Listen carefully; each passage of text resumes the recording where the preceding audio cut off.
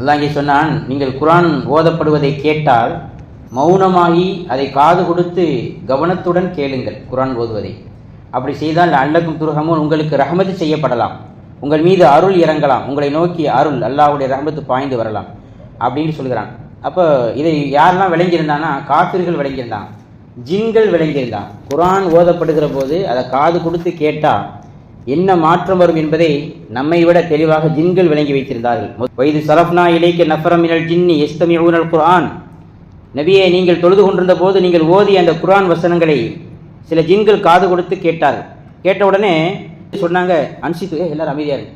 ஜின்கள் ஒருத்தருக்கு ஒருத்தர் அமைதிப்படுத்தி கொண்டார்.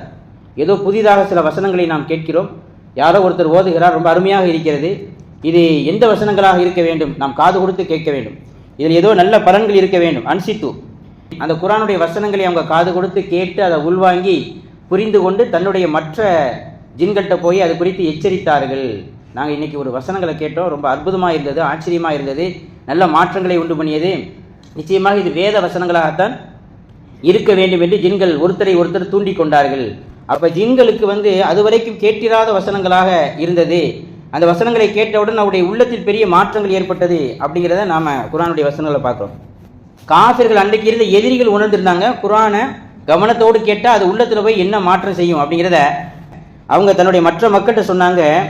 வகால அல்லதீன கஃபரு லா தஸ்மஊ லிஹாதல் குர்ஆன், தயவு செய்து ஏதாவது ஒரு முஸ்லீம் குர்ஆன் ஓதுவதை நீங்கள் கேட்டால் அதை கவனத்தோடு கேட்காதீங்க, அதை புறந்தள்ளி ஓடிடுங்க, எந்திரிச்சு ஓடிடுங்க, அல்லது அதை காது கொடுத்து கேட்காதீங்க. குர்ஆன் ஓதுவதை யாராவது கேட்டுவிட்டால் அவருடைய உள்ளத்தில் மாற்றம் வந்து விடுமோ என்று அவர்கள் அஞ்சுகிறார். அது பெரிய, அதனால தான் பொது வெளியில் தொழுவதை அவர்களால் தாங்கிக் கொள்ள முடியவில்லை. பெரிய உத்தரவு என்னன்னா, ஒரு ஆய்வு என்ன சொல்லுதுன்னா, யாராவது ஒரு 4 முஸ்லீம்கள் 5 முஸ்லீம்கள் ஒரு இடத்திலே தொழுவதை மற்றவர்கள் பார்த்து விட்டால் அந்த தொழுகையினுடைய காட்சி அவங்க உள்ளத்தில் ஏதோ ஒரு மாற்றத்தை உண்டு பண்ணுது. அதனால நிறைய பேர் முஸ்லீம் ஆகும். ஒரு நேரத்தில் நீங்கள் பார்த்தீங்கன்னா ட்ரெயினில் வக்து வந்த உடனே என்ன செய்வோம், ஒரு 4 பேர் 5 பேர் டக்குன்னு ஒளி செஞ்சுட்டு அந்த ட்ரெயினுக்குள்ளேயே தொழக்கூடிய வாய்ப்புகள் இருந்தால் தொழுவோம். இன்னைக்கு அப்படி தொழுவதற்கு முடியலை. வடநாட்டுகளெல்லாம் பார்த்தீங்கன்னா அப்படி தொழ முடியலை. அப்படி யாராவது 2 பேர் 3 பேர் தொழுதாலும் கூட ஒரு 10 பேர் ஒன்று கூடி அடிக்கிறார்கள், உதைக்கிறார்கள். என்ன தொழுவீங்க அப்படின்னு கேட்குறாங்க. என்ன காரணம், ஏன் நம்ம யாரையும் டிஸ்டர்ப் பண்ணலை அப்படின்னு கேட்டால் நாம் தொழக்கூடிய அந்த உருக்கமான காட்சி அவங்க உள்ளத்தில் ஏதோ ஒரு மாற்றத்தை உண்டு பண்ணுது. அதை அவங்களால சகித்துக் கொள்ள முடியவில்லை அப்படிங்கிறதான் நமக்கு இப்போ விளங்கக்கூடிய செய்தி. அதனால தான் குர்ஆன் ஓதுவதை யாரும் கேட்டுறாதீங்க அப்படின்னு அவங்க சொல்கிறாங்க. நம்ம பார்த்தோம், ஸல்லல்லாஹு அலைஹி காலத்திலேயே ஒரு வியாபாரி வெளியூரில் இருந்து மக்காவுக்குள்ளே வந்திருந்தார். நமக்கு தெரிஞ்ச விஷயம்.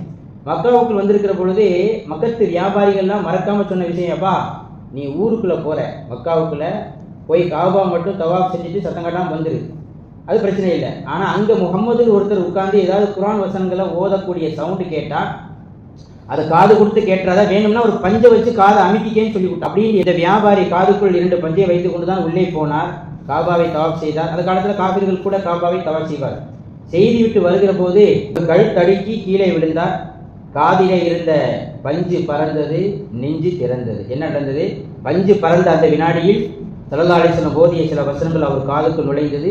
உடனே ஆச்சரியப்பட்டார், இது என்ன வசனங்கள், அற்புதமான வசனங்கள், இது மனிதனுடைய வார்த்தை போல தெரியவில்லையே, இது இறைவனுடைய வார்த்தையாக அல்லவா இருக்க வேண்டும், எந்த கவிஞரும் இப்படி ஒரு வசனங்களை சொன்னதில்லையே, நிச்சயமாக இது கவிதை மாத்திரமல்ல, கவிதையும் தாண்டி புனிதமான ஒரு சில வசனங்கள் அப்படின்னு அவர் உணர்ந்தார்.